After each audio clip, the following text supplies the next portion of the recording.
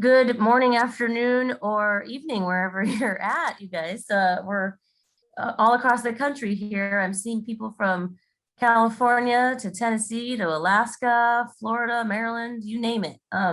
So it's great to have everybody on. I'm Megan Dotson. I'm the program manager for the National American Indian and Alaska Native Mental Health Technology Transfer Center. And we have Pam Baston here with us today, who I'll let introduce herself. And this is preparing your behavioral health program for funding opportunities. And this is a training that we've done a couple times in the past. And generally, we like to do this in person. But with the pandemic, we had to make alterations. And so this is actually a 2.5-day training when we do it face to face. And so what Pam has done is she's really spent a lot of time reworking the format to provide it in a virtual platform, and it's been very successful. This is probably our third or fourth time we've done this over the last several months. And we're looking forward to what you experience and gain throughout this training. We did ask that you please complete that pre-training survey. So if you haven't done that, please take a couple seconds to fill that out. There's about 11 to 12 questions, so it only takes less than 5 minutes of your time. But we want to do an evaluation on this program. So that's the importance of completing that ahead of time before you receive this training, because we will likely be asking you to do a post-training survey as well. So with that, I will let Pam take it away and get started, and we will start from here. Thanks, Pam. Okay, thank you, Megan, and hi, everybody. I'm Pam. I'm coming to you today from North Carolina. We are having a tremendous electrical storm with lightning and thunder, and I have a metal roof, so it's a little loud, but hopefully you all can hear me okay. I did want to say, to follow up on Megan's comment on the pre-survey, that if you haven't filled it out, and let's say you do it at the end of today's class, please fill it out as if you hadn't had today's class. So answer it prior to the training so that we can get the best information possible. So just by way of introduction, I've been in the substance abuse prevention and treatment field, also co-occurring mental health, for 41 years. And I have written grants totaling about, I've succeeded with about $100 million in grants. So the strategies that I'm going to teach you are the ones that I've used to bring in $100 million. And I've done that on a very part-time basis. So hopefully you will find similar success. So just real quickly, we're going to cover information about what to include in a behavioral health needs assessment, because that's what you'll have to capture in most grants, where to look for effective behavioral health programs and practices that fit your needs and culture, and also activities to prepare the workforce and community partnerships for implementing effective behavioral health programs and practices. So what this is while it is a grant writing course, it also is going to be providing background of what you can do to strengthen your behavioral health programs, whether that's substance abuse, whether it's mental health, whether it's prevention, promotion, treatment, recovery. So anything that falls within those areas. So we will now do just a quick question. Please put your answer in the poll, in the chat. When should your tribe, organization, or school begin writing a funding proposal? And just put a quick answer in the chat, and Megan, you can let me know when we have any. This is our only polling question of the day. There's no right or wrong answer. Pardon me? When the need arises was the first one. Good. Okay. Good. Okay. So I'll prevent any further torture on this question. So basically, yes, the very minute that you identify a need, one of the things that I have learned and why I think I was able to bring in $100 million is that in probably more than half of the instances of grants that I submitted, were many parts of those grants were written long before there was a notice of funding availability. So as you begin to say, oh, I wish we had a prevention program, or I wish our school had an after school program that did something special, or whatever it is, that's when you begin documenting that. And I'm going to give you some templates and things to work with. But basically, the turnaround times are brutal on some of these. Some are as brief as 10 days, some are as long as 6 weeks, usually not much longer. That flies by. If you haven't ever had this experience, you'll know. So this will give you a nice jump start on your funding opportunity. So this whole module today is all about getting ready. What are some things you can do to get ready in advance of a funding opportunity announcement? I do want to tell you, and I'm going to mention this again at the end, I've been doing this 41 years. I have never in my life seen more funding opportunities than are available right now. Partly because of COVID, partly because of a change in administration, partly because of, just escalating needs that have been cropping up, some predating the pandemic, that were exacerbated by the pandemic. So this is the time, and it's so critical to get in on the ground floor of funding opportunities, because one of the things that even surprised me as many years as I've done this is that for many funders, they will fund you over and over and over. You would think they would want to make room for new grantees, but if you get funding and you do a good job, meaning that you do a good job primarily getting the numbers that you projected to reach, then they want you back in there again. They'd rather work, bet on a horse that they know can cross the finish line than to ride an unknown horse. And that's a broad generalization that may not be true for every funder, but it is true primarily for SAMHSA, and that's Substance Abuse Mental Health Services Administration, and it's true of some other funders as well. So what that means is that when you see a funding opportunity come out over and over and over, like for example, there's homeless grants that have been put out for 20 years. Well, if you look at who's funded, some of those grantees have had those grants for 20 years. They have to reapply every 3 or 4 or 5 years, but they get funding. And so we call those incumbents, meaning they already know what to do. They already know the rules of the road. They know what the federal funder or the other funder is looking for if it's a state funder, and they know how to play the game, what to say. So if you get it on the ground floor now, you can become one of those incumbent grantees that gets funding over and over and over again, if the funder allows that. So this is so important.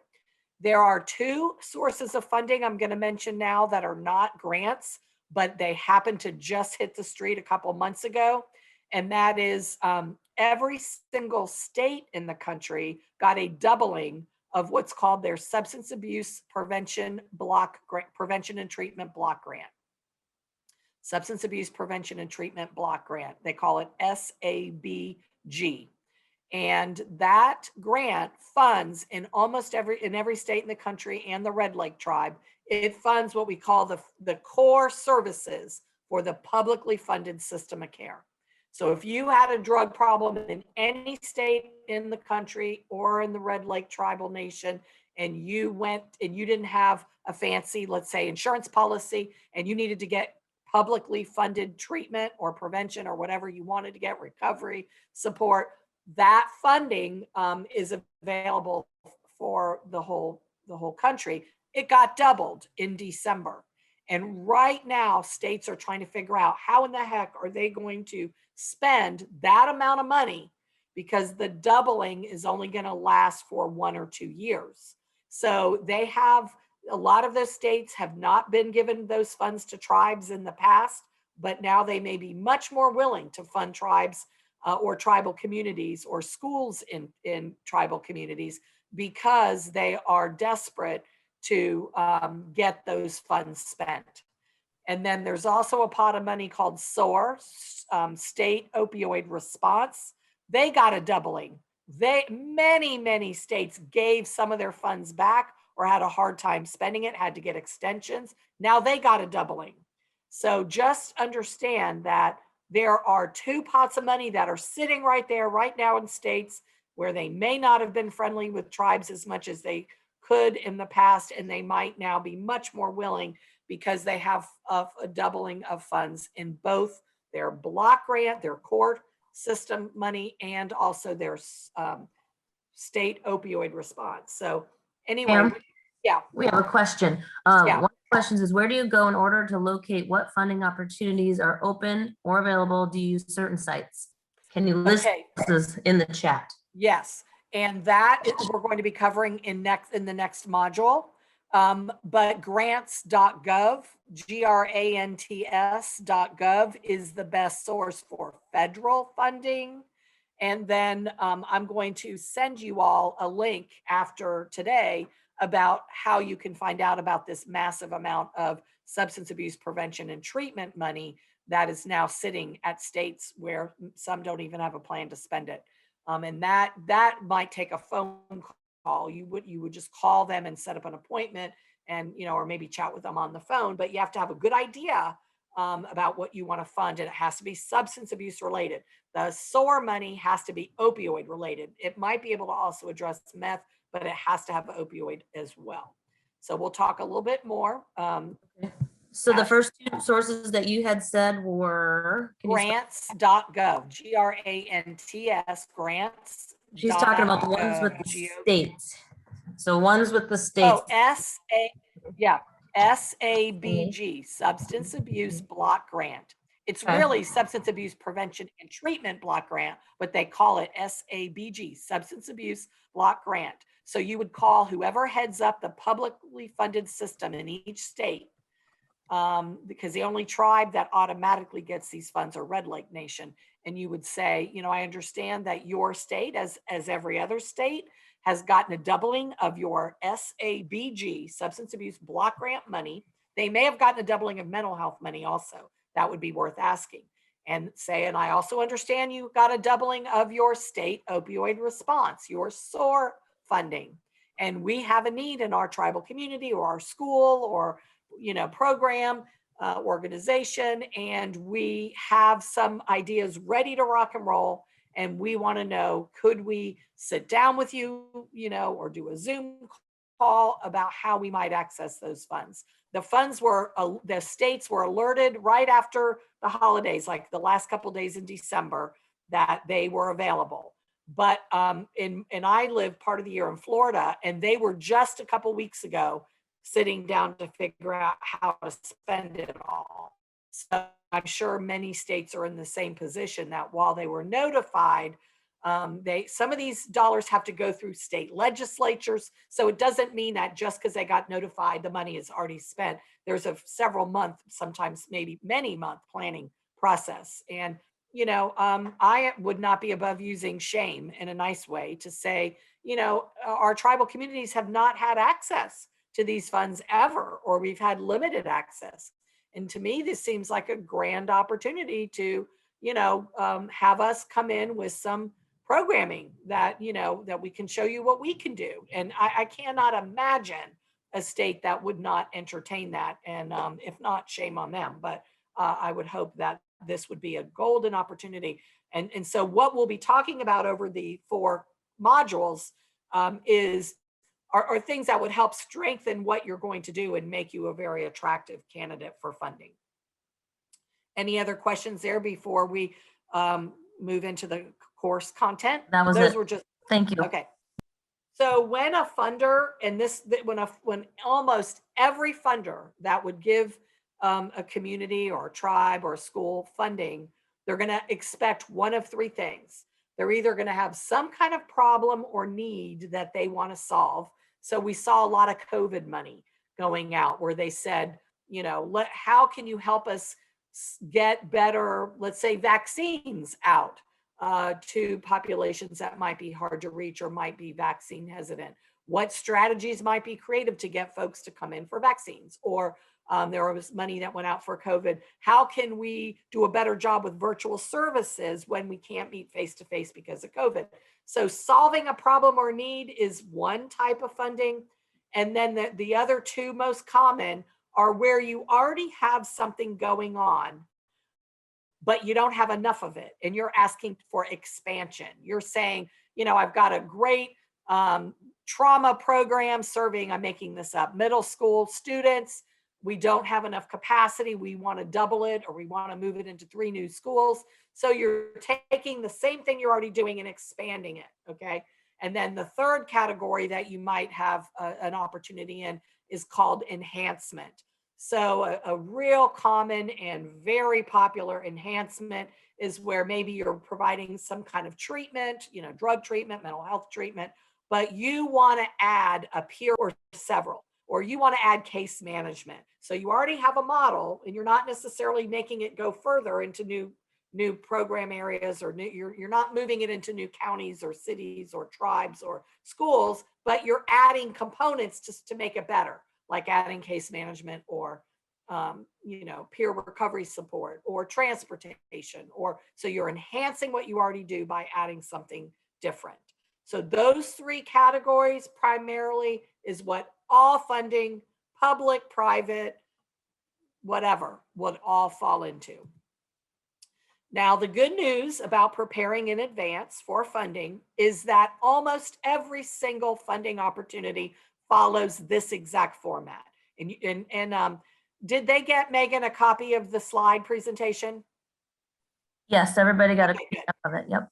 so you can go back and look at this, and we're starting with the first one, which is why it's bolded and italicized, but almost every funder says, tell me what your needs are, or sometimes it'll be called problem identification. What's the problem, or what's the need you're trying to solve? Now for SAMHSA, the major funding source that is probably the most logical one for you to pursue, and we'll talk about that in a little bit, the statement of need says, who are you going to serve and where? Or it might be who, where, and why. But basically, this is where you talk about what do you need, or what is it you're trying to do? The proposed approach is, what are you going to do about that problem? And this is where usually you'll talk about evidence-based practices or certain models that you're going to implement, and that will address the need above. So statement of need, then what are you going to do about it, which is your proposed approach. Then the third one, what is your organizational or your tribe's capacity, or your school's capacity to do what you just said you were going to do? You got a problem, you've got an approach you've identified. How do we know? Convince us as a funder that you've got the capacity to pull that off. What kind of staff do you have? Do you have a good system? Are you computerized? Are you computer literate? Can you upload reports? Can you gather data? Can you report on success, and that kind of thing? And then the fourth area is either called usually performance measurement. How do you measure what it is you're going to do? Or how do you evaluate what you're going to do? And then if you're finding that the evaluation is maybe things aren't as successful as you had hoped, what are you going to do to improve the quality? We call that continuous quality improvement. What kind of tweaks or adjustments are you going to make sure that this stays on track for success? They all will want a budget, and they all will have appendices where they typically ask for things like job descriptions, resumes, letters of collaboration. Do not ever confuse a letter of support with a letter of collaboration. We'll talk about that. But a letter of support is like a cheerleader, rah, rah. This is a good program. We think this is nifty. We support this idea. That's nothing. They don't want that. They want a collaboration letter, which is where you talk about, we are a partner of this tribe or of this organization or school. We pledge to make our facility available, or we're going to help make referrals, or we're going to help, provide some component of this program. So collaboration shows that they've got some skin in the game. And then, job descriptions and resumes, and sometimes some evaluation tools. But again, we'll talk about that a little bit later. So we're going to now focus on the statement of need. That's what we're going to cover first. So you already presumably know in your tribe or in your community or school that there are certain needs happening.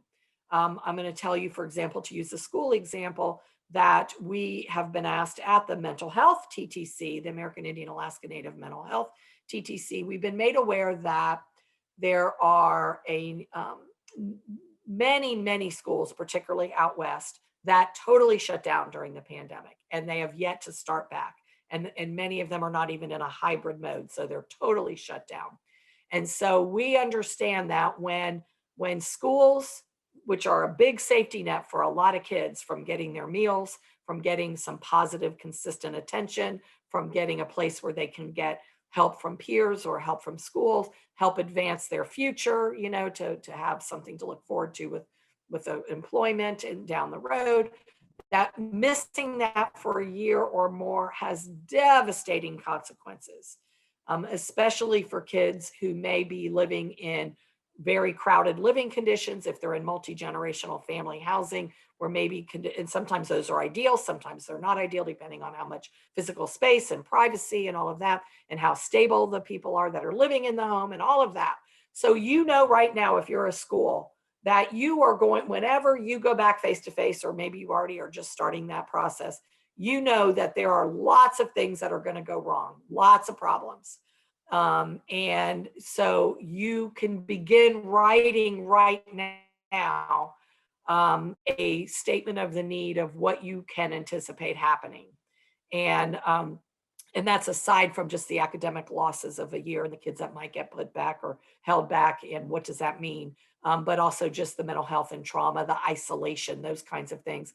Also remember that kids, and this is for schools and just programs that serve youth, that one of the key things that happens with peers is often they will help correct each other's behavior. Like if a kid is behaving strangely, they're like, dude, that's not cool. Like, don't do that. Or, hey, that's not okay that you were being a bully to so and so. They get some self-corrective behavior advice from peers who they often listen to more than they do their parents and other adults. Well, they've missed a year of that. So not only are they isolated, they've missed a year of that kind of normal or positive pro-social peer interaction, and that will have devastating consequences. They may be suffering tremendous grief from loss of loved ones, and fear and all of this. So start now writing all of that down, because there will be a ton, and they're already starting to happen, of funding opportunities that will help with that exact problem. So, so the issue is, for typical statement of need, describe the population that will be needing the behavioral health promotion. By behavioral health, I mean substance abuse or mental health or both, or any treatment or recovery support. So describe who that population is. Describe the geographic area of focus, or what you might call your catchment area. Is that your tribe? Is it a larger community area or a region? Is it a school? Is it a few schools together in a school district? What is your catchment area? And describe that in detail, and describe it as if the person reading this had no idea. So if there's geographical challenges and vast terrain that has to be navigated that might be difficult in the winter, or if you're in Alaska and you're having to rely on plane transportation and the fog and the weather is bad, and make sure the person that you write your grant to, the grant reviewer, and assume they know absolutely nothing about you, your tribe, your population, your organization, your school, because likely they will know very little. So what are the service access barriers? Is stigma a barrier? Is a lot of times, because I've been a grant reviewer, and I haven't done this lately, but years ago when I was a grant reviewer, I was shocked at how many people made the same mistake in writing a grant. They would describe who they were going to serve, but not in a lot of detail. They would describe the geographic area, but not in a way that really helped me appreciate the realities of navigating around, or maybe the isolation that was important to know about. But also they acted like, oh, if we just pop up a program, people will come. If we build it, they will come. Not the case. You really have to convince that grant reviewer that you understand what the barriers are, whether it's stigma, whether it's discrimination, whether it's lack of having an insurance policy or funding, whether it's fear, whether it's confusion, not knowing how to navigate, how to get where they need to go, whether it is related to domestic violence, a perpetrator won't let them go, or family members don't want them to go to treatment or to go to a program, so they get in the way of that. So think through all of these things on this slide very carefully. And then also this section should have some data. We're going to spend a few minutes on that now, about where would you be able to find good data to support what it is you're doing. And by data, we will talk about some statistics, but also we know that in Indian country, for good reason, there's been hesitancy to collect data, or when data is collected, it may not be shared widely. And that can work against you when you're trying to apply for a grant to a funder who says, show me, don't tell me, I want to see it. I want to know what this problem is that you're trying to solve. But there are ways to do that very cleverly that we'll talk about that don't require a lot of statistics. And then also, anytime you have any document, whether it's a strategic plan that maybe your tribe or your school or your community pulled together, anything that verifies what some of the needs are that you are discussing in this first section of a grant that you can reference, as seen on page 7 of our tribe strategic plan, even if you don't include it, or maybe you just include a little excerpt in a text box. You might have a strategic plan that's 100 pages long, and maybe there's only one goal that addresses substance abuse or mental health.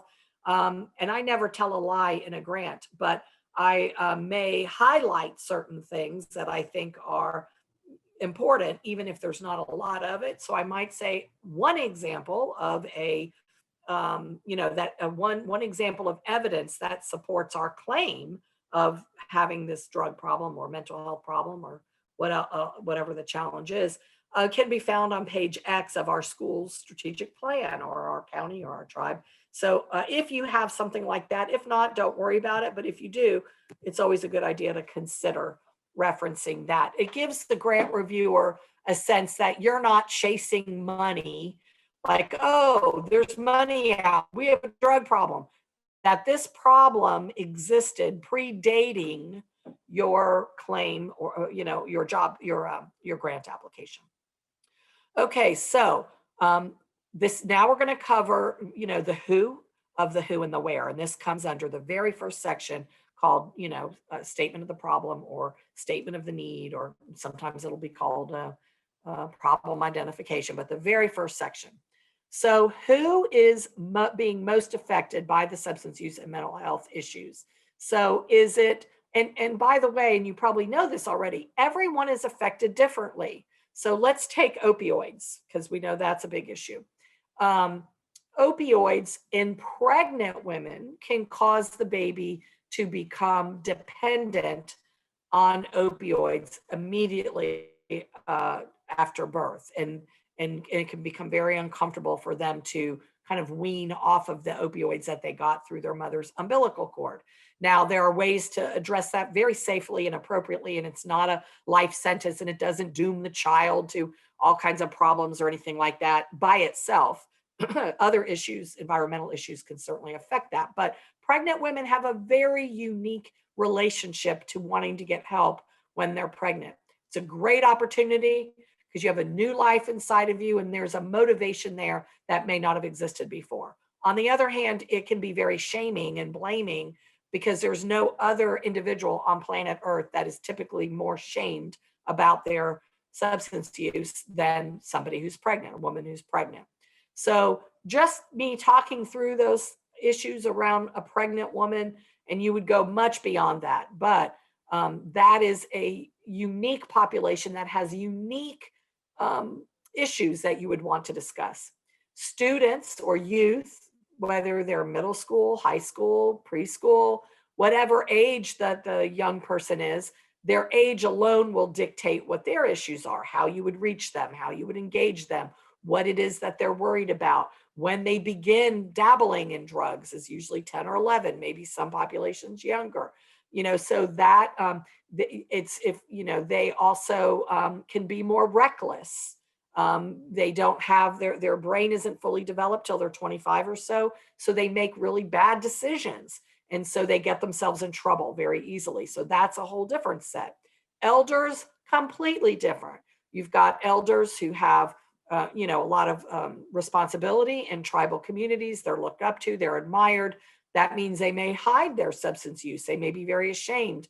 Um, Also, elders often have aches and pains from being older. They may be on a pain medication.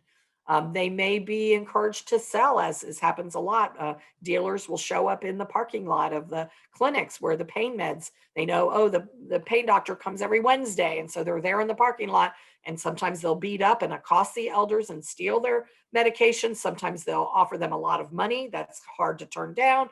That's a whole issue. And also, of course, mixing alcohol if you're on pain meds can have a real exponential effect. People who are engaged in the child welfare or justice systems, completely different set of issues of how they would be affected by substance abuse or mental health. Nobody in child welfare is going to want to admit that they have a substance use problem because they're worried they're going to lose their kids. Same thing in the justice system. If I admit and I come forward, then maybe they're going to give me more time or they're going to throw me in jail. So all of these issues, this is the level of detail that the funder wants to see, not just the one sentence, we're going to serve tribal members, okay? Now, if you're planning to serve everybody, all of these groups, okay, that's all right.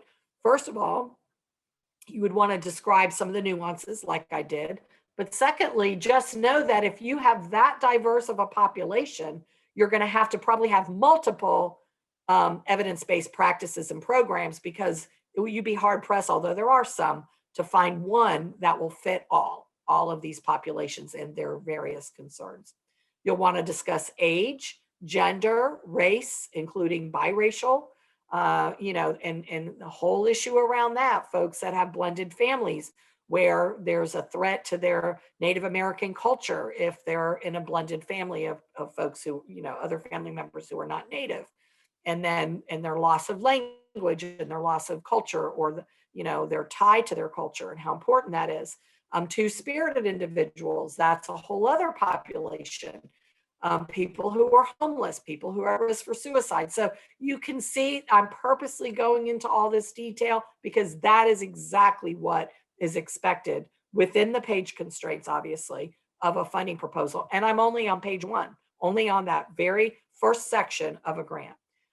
So then not only do you discuss all of the who, but then what drugs are being used if you're going for a drug grant. Opioids, meth, do they do both? We know that a lot of the meth right now has fentanyl in it, which is an opioid and which can be lethal. And if they know they put that in there, they call it speedballing when you combine a stimulant and an opioid. But often the user doesn't even know that that has been added. It's a way to get them more addicted. It's a way to get them a higher high. And so they come back for more drugs. So that's manipulated quite a bit. Alcohol, kratom, all of these there's all kinds of new emerging synthetic drugs that are on the market now that are really scary. Synthetic, they call it synthetic cannabis, but it's really not cannabis. And all kinds of very scary substances are out there. And if you're going for a mental health grant, what are the mental health issues? Depression, bipolar, schizophrenia, what are the anxiety? What are the particular mental health issues that you're hoping to address? And of course, substance and mental health can go hand in hand. And remember that there's a whole host of what we call comorbid conditions, or co-occurring conditions that go along and hand in hand with substance use, like HIV, hepatitis, risk for overdose, more emergency room visits, a higher likelihood of getting engaged in child welfare and justice systems, school dropout, unemployment, suicide. So you can see on this page alone, you could literally write about all of these things, and it could take pages and pages.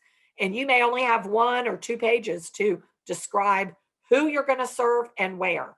If you're writing a SAMHSA grant, it's a 10-page application.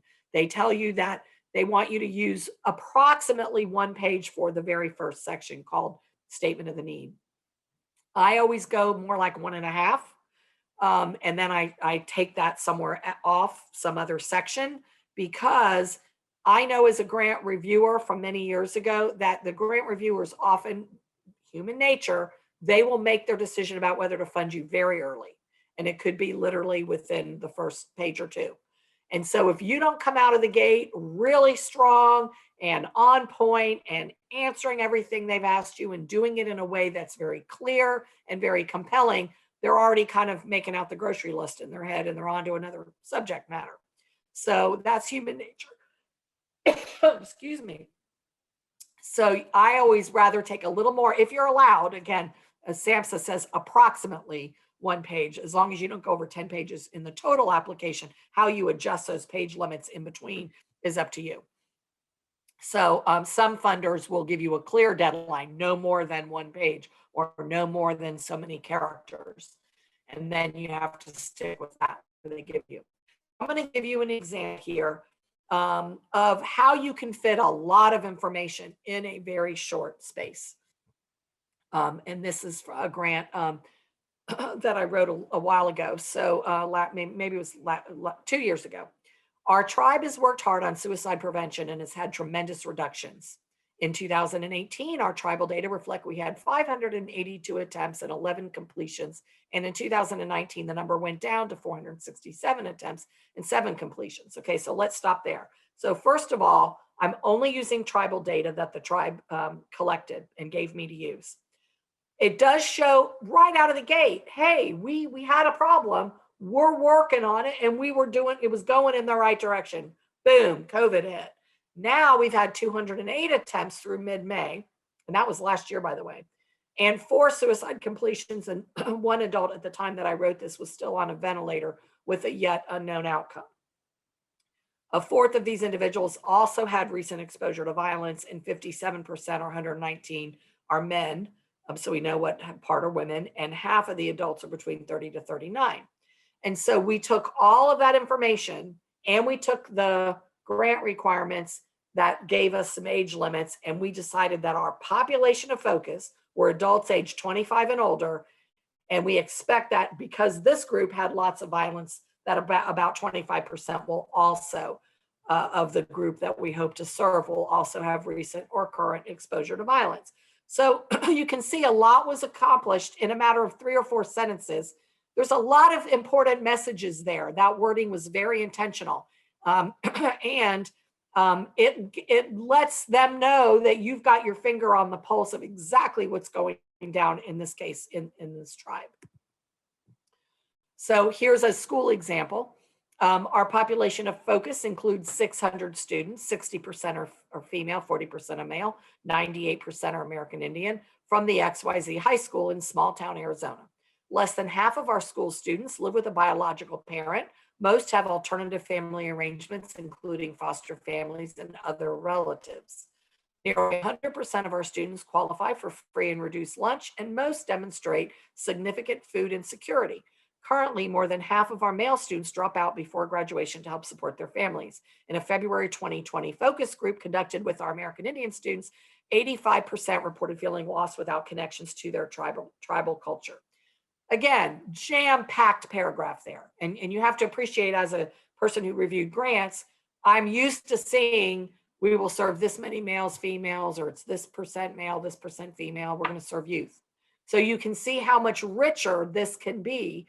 And these are the kinds of information that you will want to gather. You want to make a connection with that grant reviewer where they want to help you. They want to get off their wallet and fund you because they're like, oh my gosh, all these kids, half of them don't even live with their biological parent. These poor boys are having to drop out of school to help their families. They're losing their culture and they feel disconnected at a time when they obviously really need this, and so forth. So, and what I'm doing here is setting the stage, because when we get to the evidence-based intervention section, which is the second section of this grant, we're going to make the case that, we don't want to implement just any evidence-based program that maybe was developed by and for Caucasian people. We want to do something with, cultural relevance that we know has been tested or approved or effective with this population. And that involves reconnecting them to their culture. Because you always want whatever you say in section A, which is the need, to line up, just like a key in a lock, to the next section, which is what are you going to do about it? which is again, where you typically will talk about your program, your proposed program or practice. And funders typically want that to be evidence-based. And we'll talk about that in a minute. And this is the last sentence of that paragraph. I didn't have room on the page. The westernization of Native American tribes, particularly in the past 50 years, has undermined mental health. When culture is disruptive, practical wisdom, typically passed down from generation to generation, can be lost. So that was the last paragraph of that section I just read to you. So I'm planting seeds here, like, look, the westernization, colonization, all of this has taken a unfair toll on Native American communities. And so we're going to solve that through some of this, or work on solving it through some of the funding and through our approach. So now we're going to move to where, because remember section A in SAMHSA, the statement of need has you discuss who and where. So now we're going to shift to where. Again, you have to do all of this in about a page. Like I said, I take a page and a half or so. So when, assume they know nothing. So this is a part of a application from Alaska. Our village is a 68 square mile region in Alaska and is only accessible by air or water. So access depends on weather conditions. Due to its isolation, community members rely heavily on a local healthcare system, which in turn depends on connectivity by telephone, telemedicine, telepsychiatry, and the internet connection, which are not always stable. So we're planting the seed now for what will probably become a telehealth initiative in the next section of why we need it to be virtual, or why we might want to use community health aides or ask for more community health aid positions, because we're dealing with some real geographic challenges here and some isolated communities that we need to, build some bridges for through maybe a health navigator or community health worker, something like that. And then another example, this is another population of focus example. Our population of focus will be American Indians experiencing homelessness in Sioux City, Iowa. While representing only 2% of Sioux City's population, 47% of Sioux City's homeless identified as American Indian. And then I cite the source where we got that from. And Sioux City Community School District reported 381 homeless students.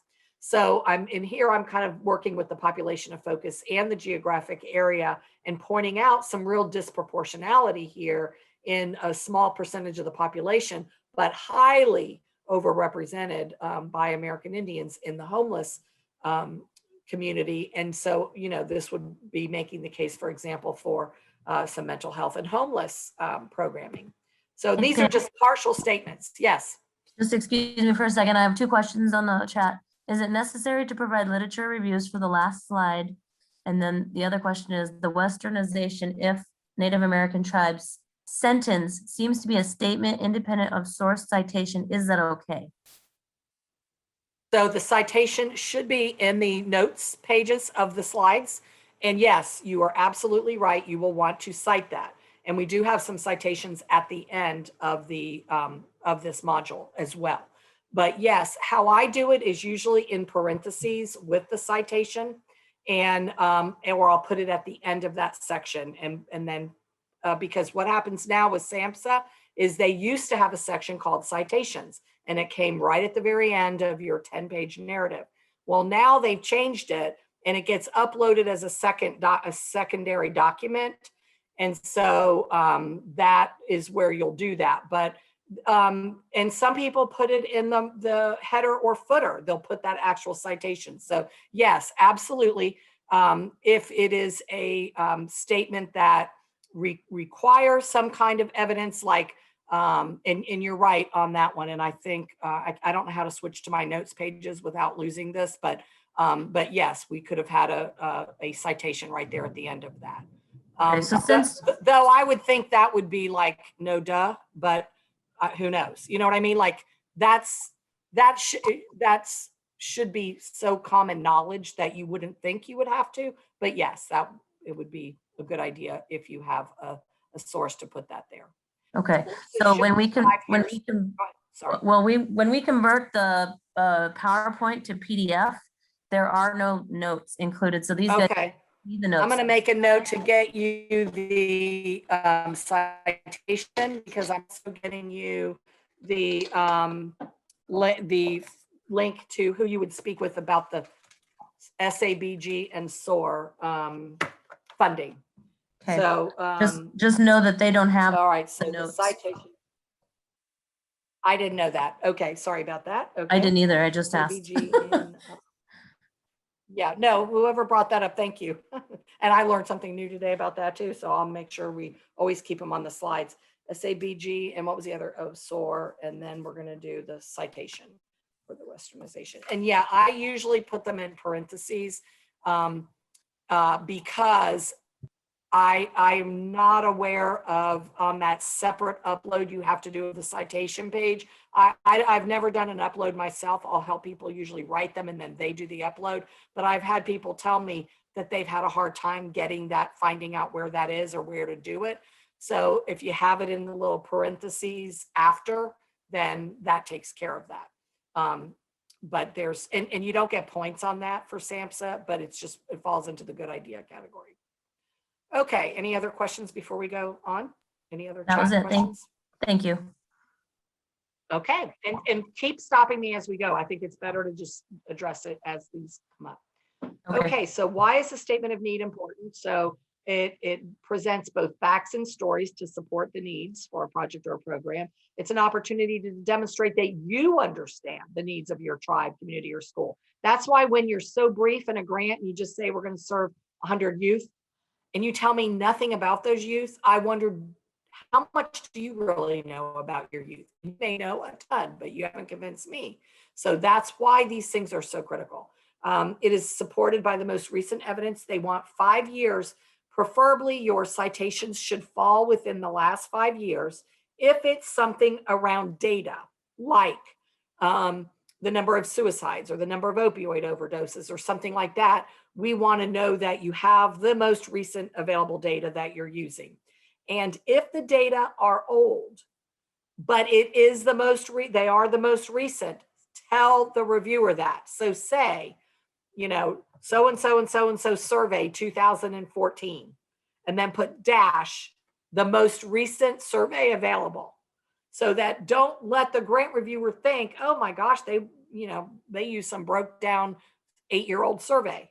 Well, no, that was the most current one they had. That's totally makes a total difference there if you let them know that that is the most current you had.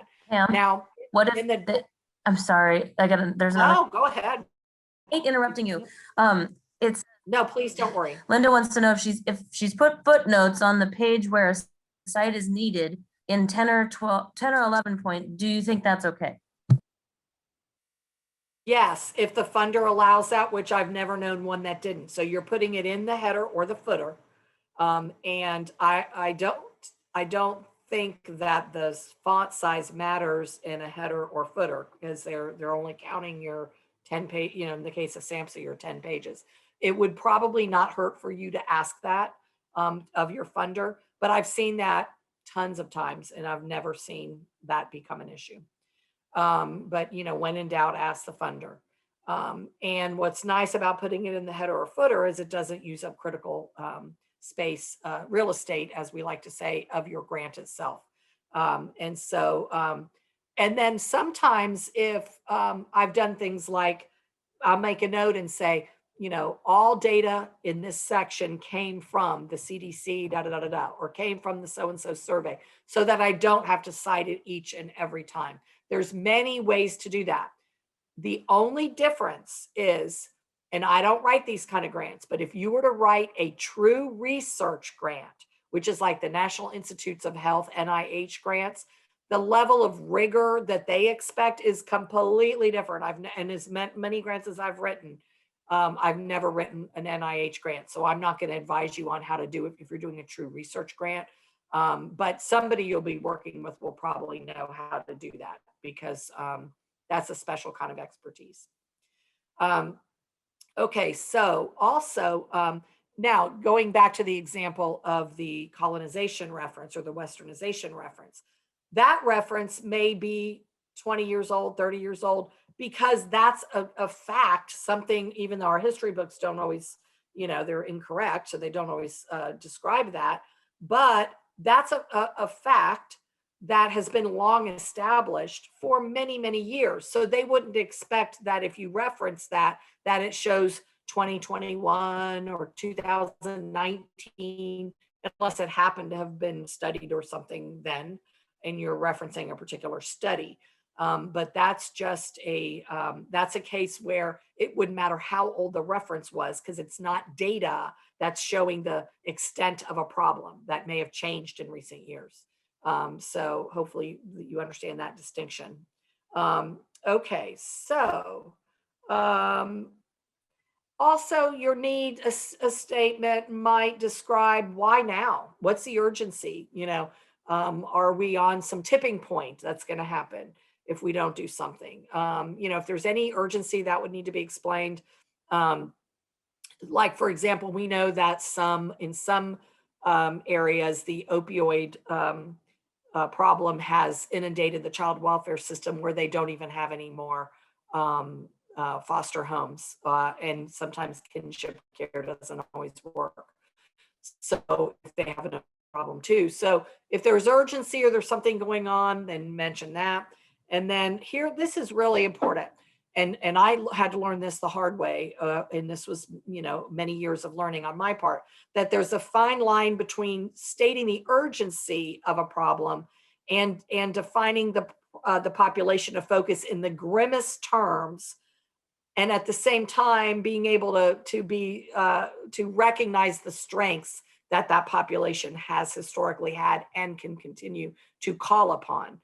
And so if you, first of all, it's not appropriate to present all, whatever group you're working with, whether they're Native American or whether they're substance users in general, regardless of race or ethnicity, to take any group and only showcase them in the grimmest of terms, not only is unfair and untrue, but it also may give the funder the sense that, oh my gosh, these problems are so severe.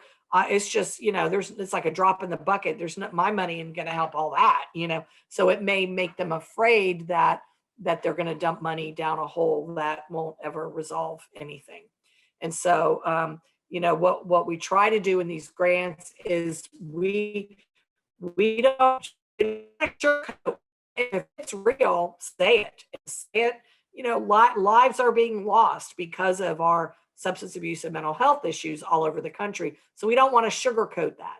We don't want to make it less serious than it is. By all means, you're trying to get somebody to pay you to take care of it. Now's not the time to be shy about it. But at the same time, this is a place, and there's certain places where this kind of language is more appropriate even than others. But certainly when you're talking about the population of focus, to talk about that, despite even all this historical oppression, Native American communities continue to survive. And our goal is to thrive. And that's why we need these funds, or, to address some disproportionality or some other discriminatory practices or what have you. And so there's also a place in the organizational capacity section to talk about the strengths of your tribe or your community or your school, that that you've got the people that really care, that are there for the right reasons, that have compassion, that have a knowledge of culture, that understand the importance, of reaching this population. So then you can work that in multiple areas. Where do you get the data? There's the direct methods, which are surveys, questionnaires, focus groups, public meetings, direct observations. I'm going to give you some examples here in a minute, and key informant interviews. So for example, I wrote a grant in Key West. I couldn't get anybody to talk to me. There was no surveys, there were no studies, there was nothing I could do. This was in a public housing community. And so I went and stood on the corner, because what I did is I went to public housing, I knocked on the doors. I started first with the public housing managers, because I knew they knew everything that went on in that public housing community. They knew all the residents, they knew who was getting kicked out, they knew who was moving in, they knew where the violence was happening, they knew where the smells were coming out of the apartments, that meth was being cooked and what have you. So I went and I interviewed the resident managers. That I called key informant interviews. I also interviewed the police chief, the school superintendent, a few key people that were in position of knowing. So we call them key informants. Certainly that's something you can do. I kept it simple. I had 3 or 4 or 5 tops questions that I wrote myself, you know, and it questions like, what can you tell me about the substance use problem in this community, or about the mental health and trauma, whatever your topic is. Who is most affected in your viewpoint by this problem? What If you could do anything to solve this problem, what do you think the solution would be? That kind of a thing. Just very simple, straightforward. And I interviewed all those people. Well, I then was told that there were certain areas where the drug deals were just phenomenal. And they told me where they were. So I went and stood and observed, sat on a little bench, stood around a park, just observed, watched what was happening. I sat in my car another time and kind of watched, and you could not believe the transactions that were going down, and quick handoffs all the time. And I knew, by the way, that where the bus route was of where people would go to get on the bus, they had to walk through all those drug deals, which was a whole other problem of the geographic area. So that is an interesting way to discuss key informant interviews. And also to do direct observations, to go in and observe something of your own. You could observe kids in the classroom. You could observe what a difference on a Monday and a Friday looks like in a school. Friday, a lot of times in some of the communities I was working with that we were trying to do telehealth in tribal communities, we were told by the school officials that Fridays, the kids start getting real nervous because they know they're going home, sometimes to unpredictable circumstances. They may have food insecurity, and there's a lot of acting out and, nervousness. And then Monday, there's, it's a whole different flow, a whole different vibe, where they're kind of coming back in some cases out of some difficult home circumstances, and they need time to adjust, and they're kind of in a zone, and they're not really tracking necessarily. And it takes them a while to kind of get back into the flow of the structure and whatnot of a school. I mean, if that's something you observe. So observing and key informant interviews are something every one of us can do. You don't need a PhD. You don't have to be a swanky evaluator. You could be just somebody who cares, who thinks through some very thoughtful questions and knows who to ask and writes it down and then summarizes it some way. Public meetings, if there's, you could call a meeting. You could call a meeting and say, you could be outdoors if necessary for COVID. We are applying for a grant. We want to hear from you. The grant is going to be on substance use prevention or whatever the topic is. Please come. We'll have pizzas, or we'll have food, or somebody will cook.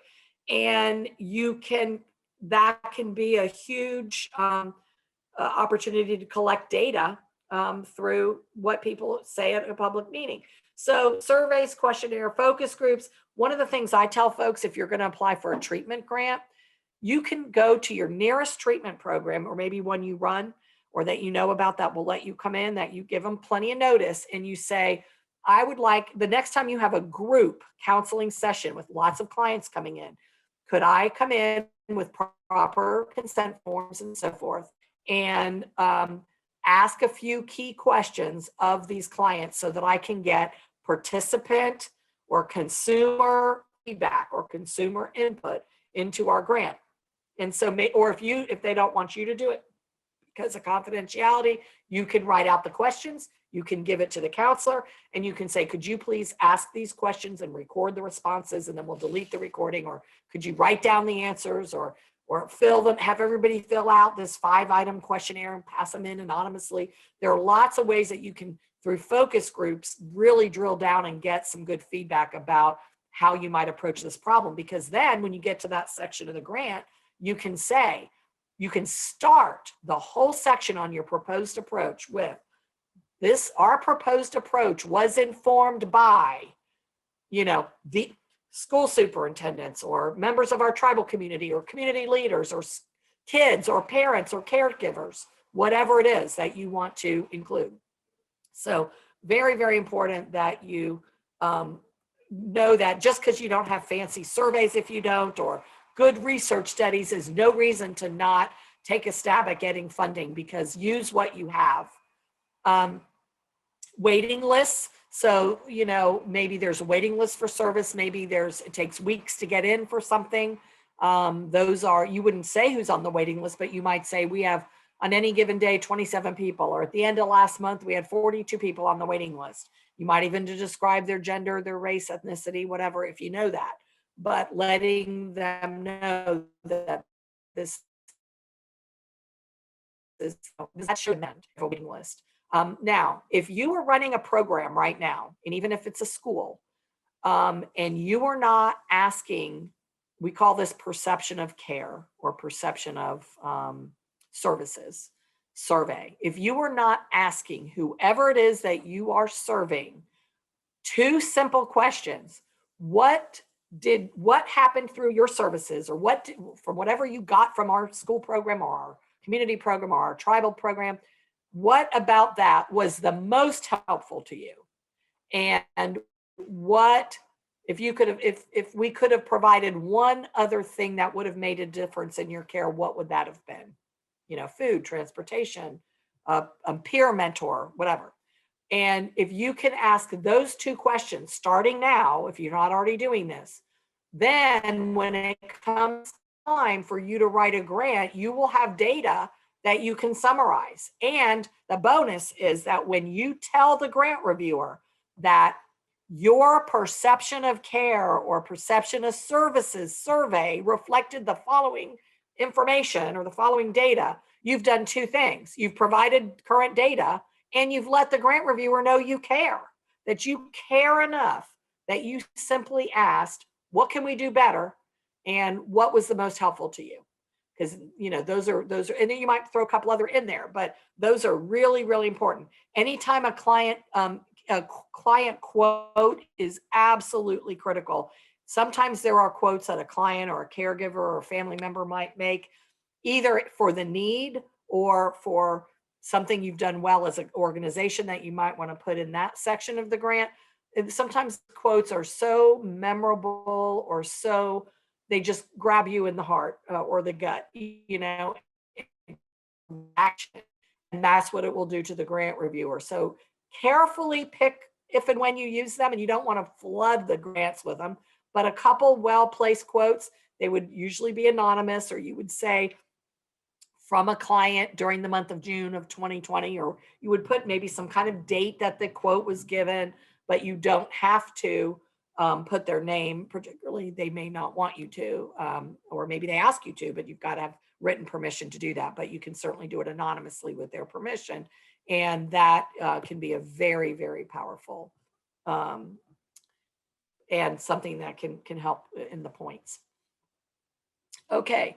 So we've already discussed some of these quotes and how important it is. You can go home to home, knock on doors. There's just so many ways to get. You can also interview staff.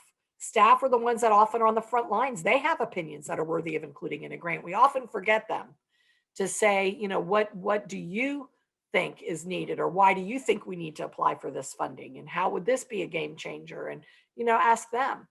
So secondary sources of data would be like demographic data, vital statistics, birth and death certificates, or birth and death data. You can maybe get hospital emergency room data, law enforcement arrest data, child welfare data. What are the cases going up or down? Morbidity and mortality reports from vital statistics. Literature reviews can also sometimes provide valuable information. I'm going to show you some examples of some research that was done on American Indian tribal populations that can be synthetically applied against your tribal community, as long as you mention that's how you're doing it. I'll show you that in a minute. But there are also, if you look at the funding application, where once a funding announcement is available, or if you know that I want to apply for SAMHSA funding, you can look at some of their grant applications and see the kind of data sources they look to. And so they tend to look a lot towards what's called the National Household Survey, NSDA data, or sometimes they'll look at CDC, Centers for Disease Control. So sometimes it helps to go to the sources that the funder typically cites. if that was data that is important to the funder, maybe it should be important to you to include if it's available. So granted, maybe you're in a tribal community that does not have a lot of data. And yes, you should, in a perfect world, have a really comprehensive needs assessment that looks at all kinds of dimensions of the substance use and mental health problem by age group, by community, by neighborhood, or what have you. But that's going to take time and that may take money. And so you may need to say to that section of the grant, while a longer, more in-depth needs assessment will soon be underway, or maybe you're going to fund it with the funding that you get or partially fund it, the data we currently have available are as follows. So that at least lets the funder know, hey, we know this isn't a super scientific thing. We do know we need something like that, or we could benefit from that. It's on our radar. We just haven't been able to, support that yet financially, or to get the right people in to do the job, or to get the right trust built, or what have you, so that our community will participate. So at any rate, we're now going to move in. So what you're doing is more of a rapid assessment, by pulling together the bits of information that you have access to. So I'm going to show you this source is a survey that was only done with American Indian and Alaska Native people.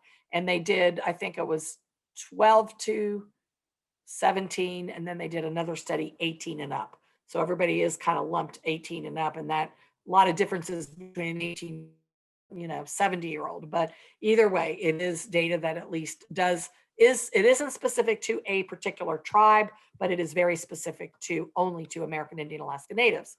So for example, this study done by SAMHSA found that 1 in 11 individuals who are American Indian Alaska Native, who they surveyed, that had a substance use disorder. Wait, let me say this a different way. 10.8% of people aged 18 or older who were American Indian or Alaska Native had a substance use disorder. So let's stop there and let's say your tribe has never done a study of how many people have a substance use disorder. You could take 10.8%. This is of adults 18 and over. You figure out how many 18 and up people do we have in our tribe, and you can safely assume that 10.8% have a substance use disorder. But you must tell the grant reviewer, or in your parentheses or in your citations, you would say, by applying, and you would cite the study statistics against our tribal adult population.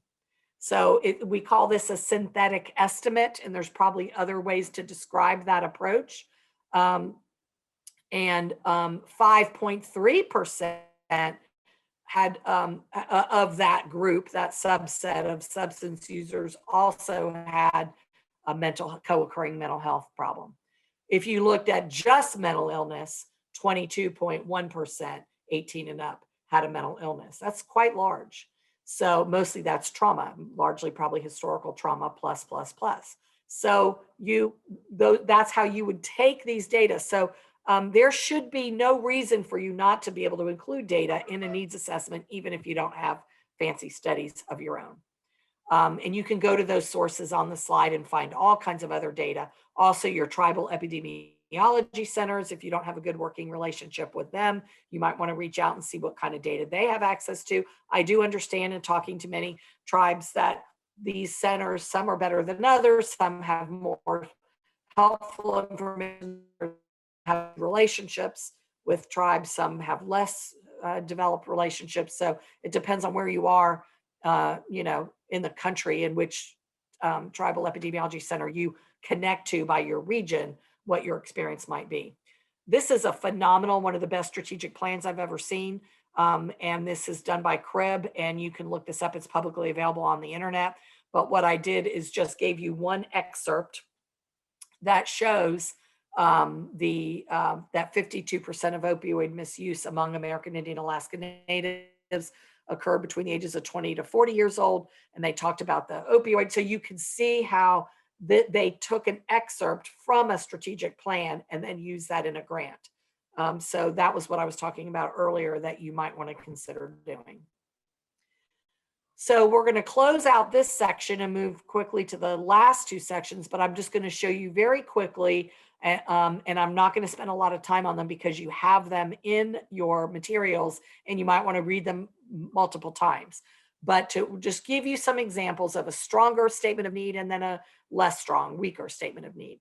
And these next couple of slides pertain to a tribe in New Mexico that wanted to seek help for a mental health grant to serve children.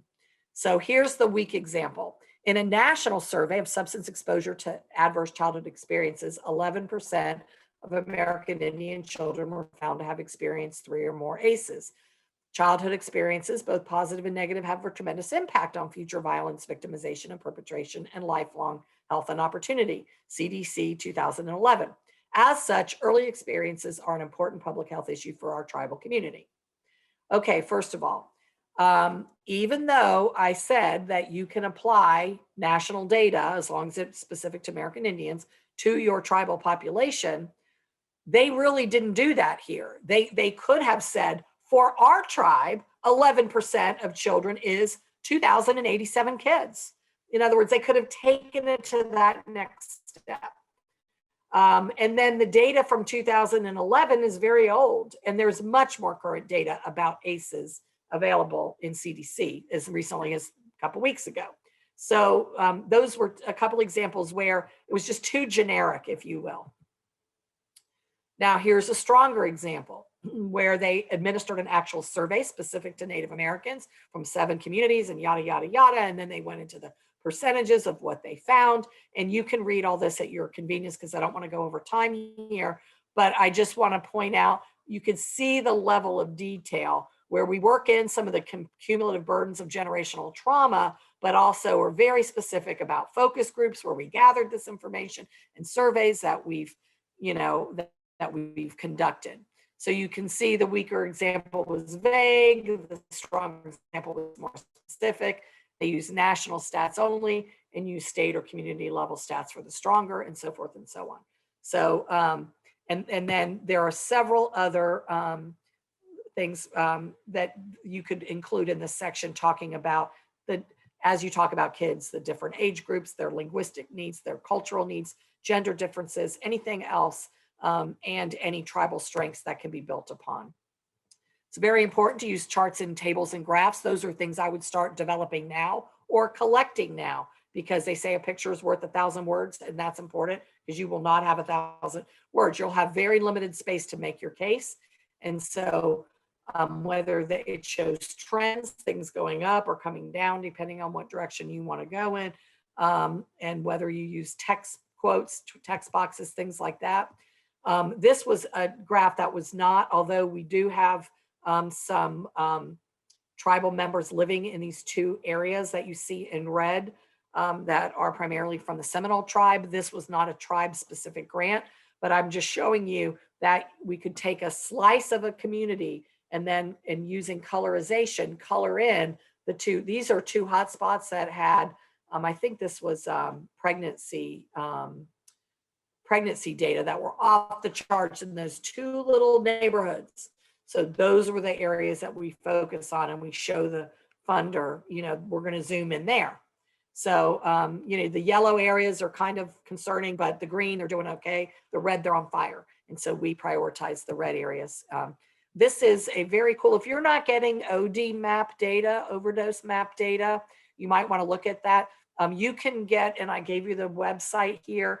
I think the way you get this is that you find out who is the high intensity drug trafficking area representative from your geographic area, and you go make a friend out of them. You call them up and you explain, we have a lot of overdoses. We're trying to, get funding.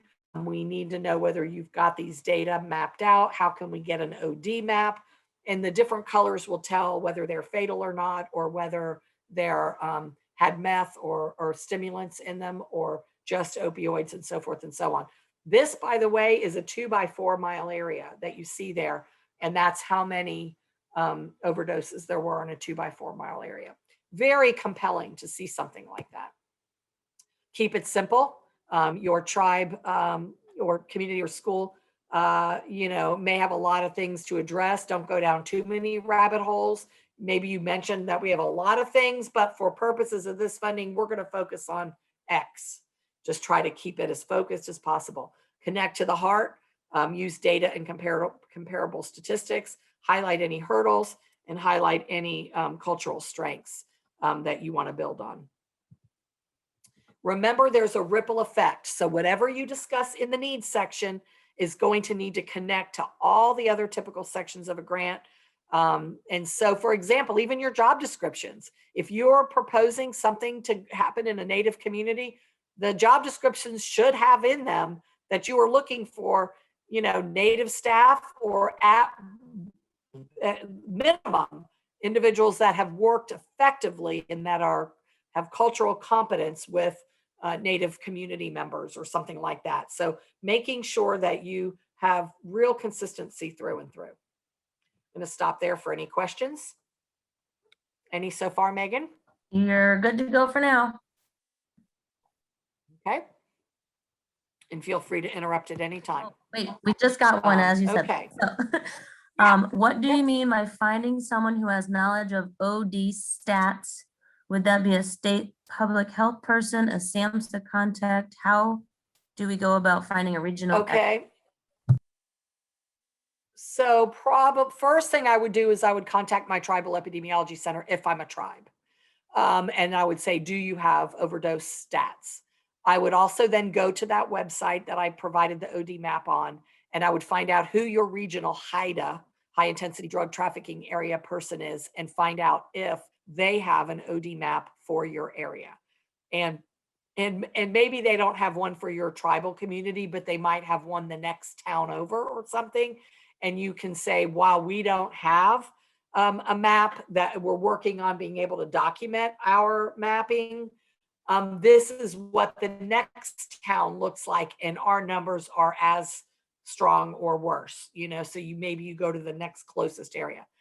You could also try your whoever's in charge of your first responders, your emergency room. They may have the overdose statistics, and they might have it by zip code or by other area. I don't know how they capture their data. You could also go to your state, the same contact information I'm going to give you for your single state authority, who you would contact about that money that I talked about at the very beginning, your state, your substance abuse block grant, or your SOAR, state opioid response money. That same person should know what kind of data is being collected on overdoses within their state. So you may have to make 5 or 6 different calls if you're not capturing that data at the tribal level, if you're a tribe. And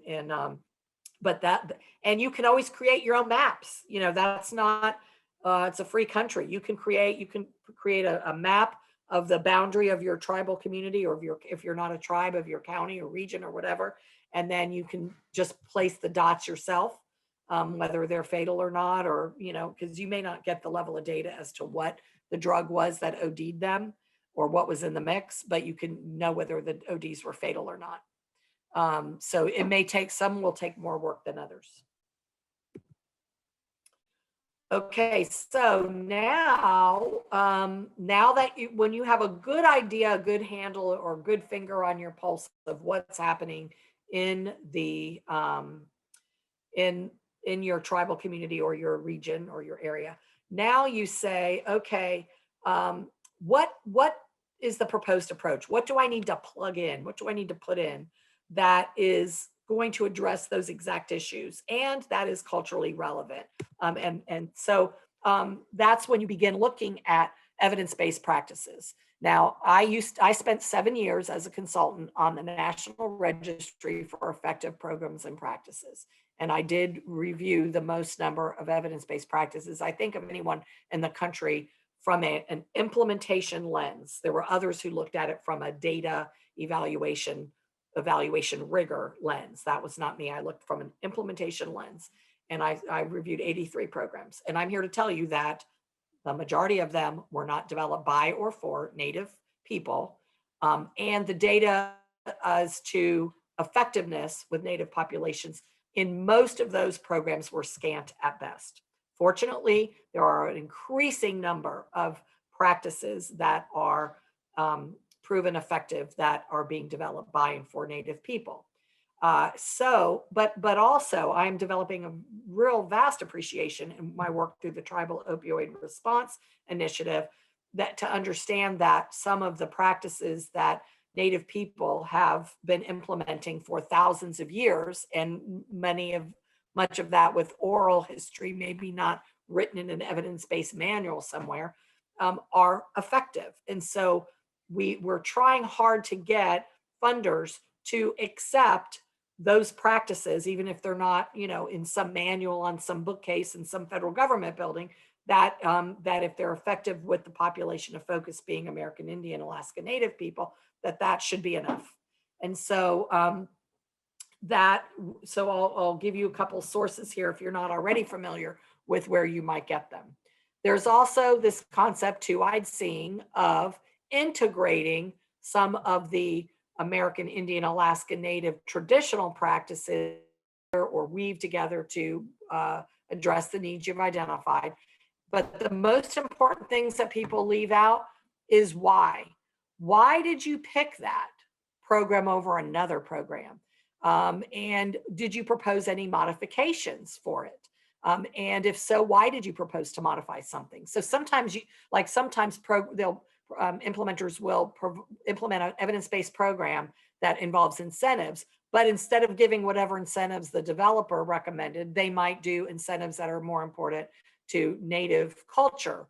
Might involve beadwork, might involve, and I know in Alaska they did hand warmers, things that people can use in cold climates, or I'm trying to think. We have a whole page, by the way, of really cool incentives that were thought of by Native grantees. And so we have that on the ATTC website I think it's called Contingency Management Ideas. You might want to download that.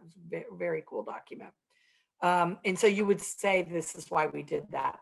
And I think this is going to be the last slide. The rest of this we'll be doing next week, as well as identifying some funding sources. But I want to stop there and see if we have any questions before we wrap for today. Yeah, feel free, guys, if you want to type anything in the chat, I can read it to Pam. And if people want to get unmuted, maybe they can. Yeah, that would be great. If any question they want to ask Pam, just go ahead and unmute yourself if you're allowed. I think it should be open to do so, and just ask her. Yeah, easier to do that than it is to type something. But can I get a sign of whether or not this information is helpful? And this is the kind of thing to continue along, because we have 3 more sessions, one to finish the rest of this module, and in that same one, we'll be going through identifying funding opportunities, or funding sites where you might find opportunities. And so very, very helpful. I don't know about everybody else. It's just a lot of information to take in. It is. Yes, it is. Imagine not having 2.5 days. This is why this is like a nightmare for me. Like, what? You want 2.5 days worth of training in like 6 hours? Okay. That's been very helpful to me. Thank you. Oh, good. Okay. Yeah, great information, very helpful. People are saying so, and like she said, 2.5 days, putting it in an hour and a half, a couple times is really tough.